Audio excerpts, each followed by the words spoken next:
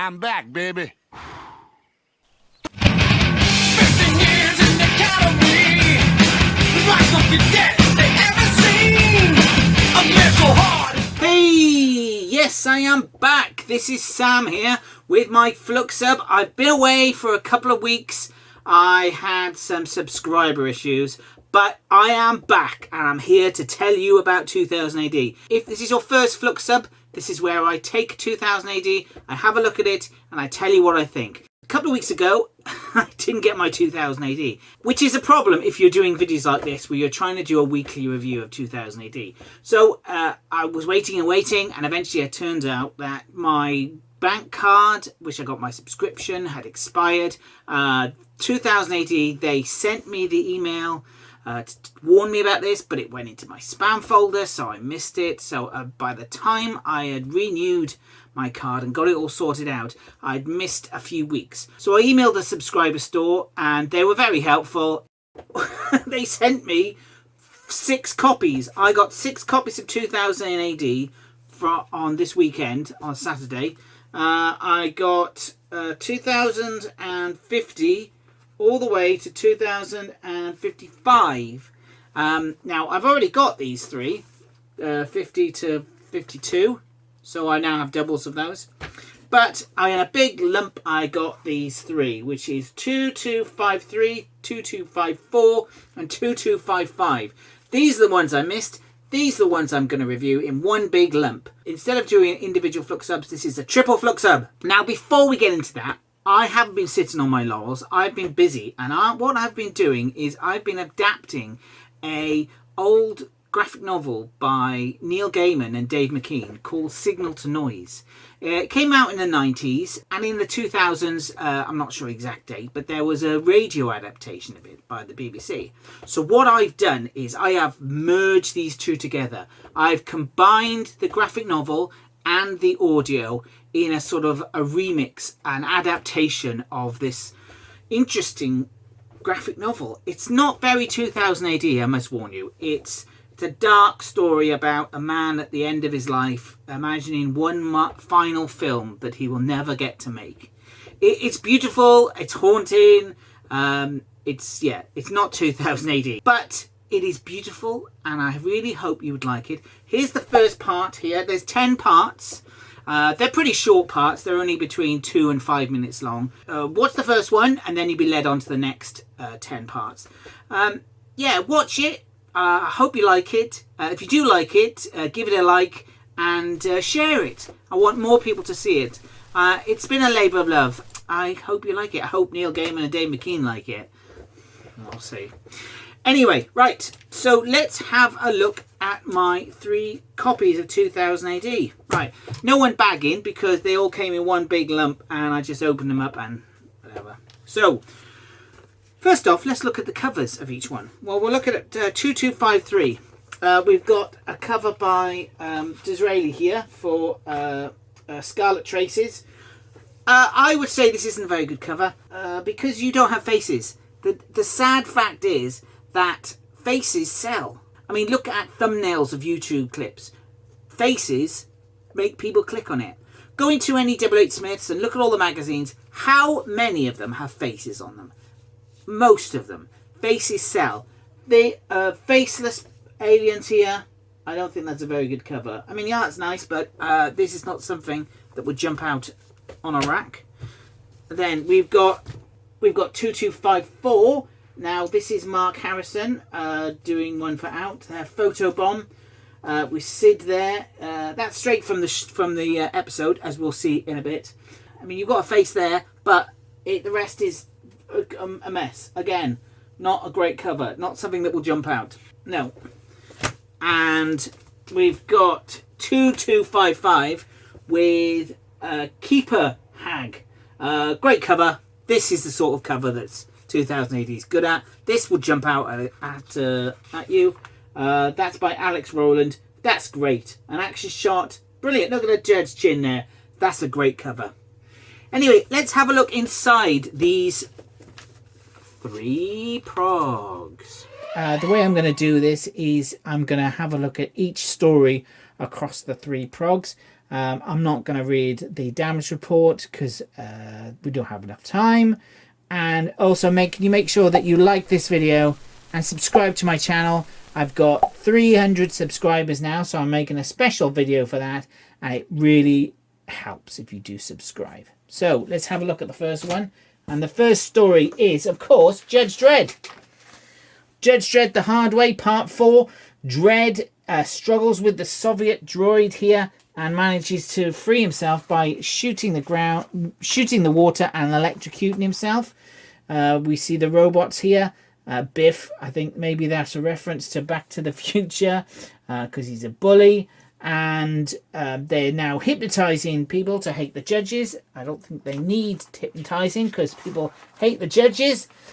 Serial killer here is cutting up people in quite a gross fashion. Maitland dispatches him by shoving his face into a burner. I mean, she may be a statistics judge, but that's pretty hardcore. So they escape incendiary, jump into the water, and who turns up? It's Keeper Hag. She is the wife of the classic villain from Judge Dredd, drawn by Steve Dillon back in the day, of Trapper Hag, and he was the little one.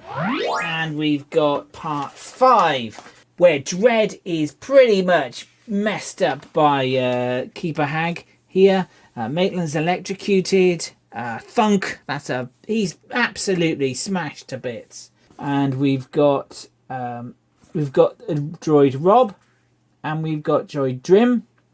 Dredd here does the old trick of basically using his voice. This is a reference to the classic scene in City of the Damned. Yet another Steve Dillon kind of reference. He did a lot of City of the Damned. Big fan of City of the Damned I am. Where Judge Dredd just uses his voice to command zombies. Here he uses his voice. I am the law. He uses his voice to talk the robots back to sanity, saying, follow the law, I am the law, do what I say. And there we can see Rob and Art, the writers of this strip. And he gets them to turn on to Keeper Hag. Of course, here's the lovely cover of Keeper Hag on there. Right, so everyone's evacuating Atlantis. While the dome crashes, the drivers here pretty coldly saying, well, we're not going to tell them because we'll be overrun. They're expecting a lot of people to die. Oh, and the guy whose face that Maitland shoved into that burner has survived, and he's running off. He's got a big scar. We'll see him again, definitely.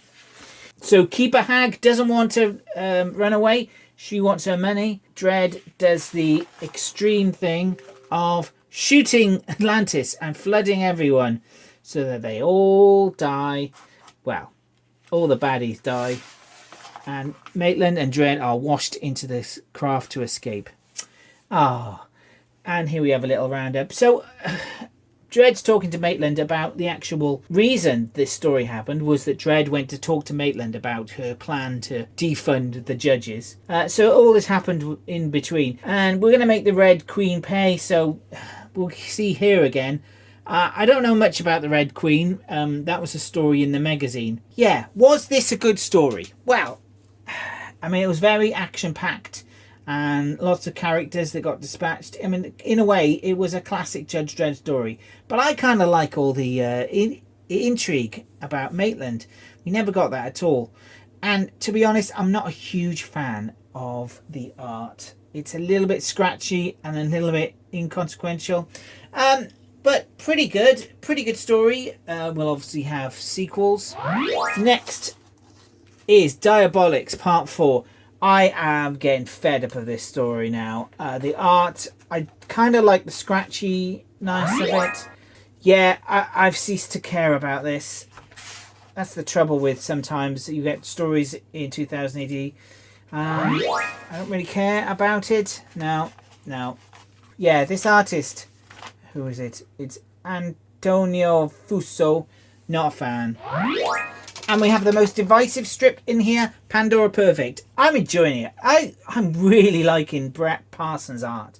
It's fun, it's pretty, it's great. Unfortunately, I thought that there was going to be Pandora Perfect in prison. However, she escapes after 2 pages. Not, yeah. Anyway, back to find her friend Gort, and landing on essentially a sausage mine. That's a very 2000 AD idea. And who's working in the sausage mine? It's replicas of Gort who have been copied to mine all the sausage out of this moon. There's a sing and dance routine where she tries to get him back, but it doesn't work. And it turns out that, he's the original one. And he's back. There's a big escape. And, that's a great picture of the moon, which is a basically living creature, eating this moon creature from the inside out. Oh, it's got a recipe. And part 6, which is the final part. We've got Bartleby Spug here being the Sausage King. We've got Sparky the robot. I do like the design of that. Smells like cheese. And Pandora turns up with a gun. She escaped by making the giant sausage moon sick and riding out on the wave of vomit. She gets dumped back onto the sausage planet. Yeah, sausage moon. And she's got the diamond. And it ends with Sparky being in charge. So, Pandora Perfect, 6 parts. I think that was great. I know a lot of people weren't a big fan of it. The story was fun. The art was gorgeous. Absolutely gorgeous. I loved that art. It's really expressive, fun. Yes, please. Yes, please. And we've got Scarlet Traces. Again, this is something, it looks great, because I think it's one of those stories that really benefits being read in one go.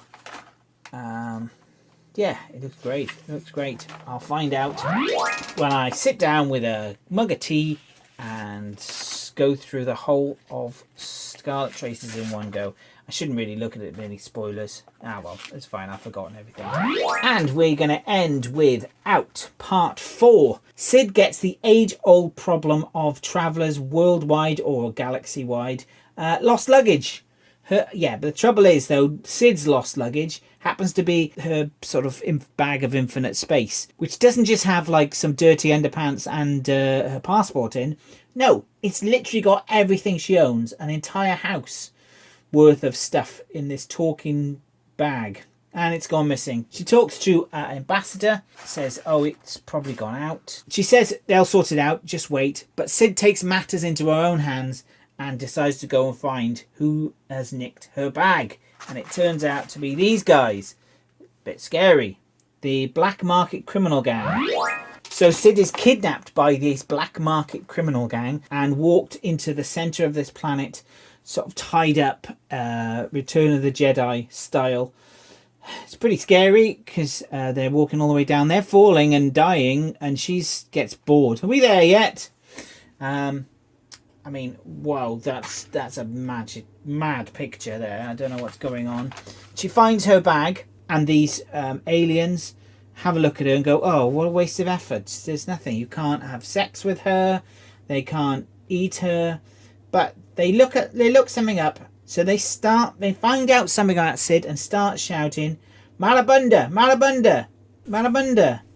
What are they saying? Marabunda. So I did a bit of research, and Marabunta is a type of ant, but there is no Marabunda apart from this song. Then we're gonna die, tired by the walk at last, reaching the boat. Now I don't know if Dan Abnett is referencing this song, because that's pretty much the only reference to Marabunda I can find on the internet. What is it? It's going to be very important. What is Marabunda and why are they freak out? The Out is just so much fun. I absolutely love it. It's really, really good. And we've got part 6 where she's back meeting with the humans and she meets this lecherous guy. Hello, would you like to do some sex at all? And he just wants to have children. And they milk squids for psychoactive juice. Ugh. Okay, and again they've got this classic joke. Anyway, would you like to see my cock? Really? No, she doesn't want to. It's a chicken. The old cock/chicken joke. I love it. I love it. Okay, she meets another woman, a human, who talks in bizarre language, and then goes and meets a recluse. But it turns out that she never talks to the recluse. She's talking to essentially their doorbell. But there's something here. She's going to see Robert Luster. The doorbell seems to know him. You've got Robert Luster's address? I'm a recluse, and even I want to meet him. Who is he? Who is he indeed? Let's find out next week. Oh, no. We can't find out next week. Why can't we find out next week? Because it's the Regend. The Regend is back next prog. Everyone's favourite. So that was 3 progs in one go. 2253, 2254 and 2255. See you next week for the Regend.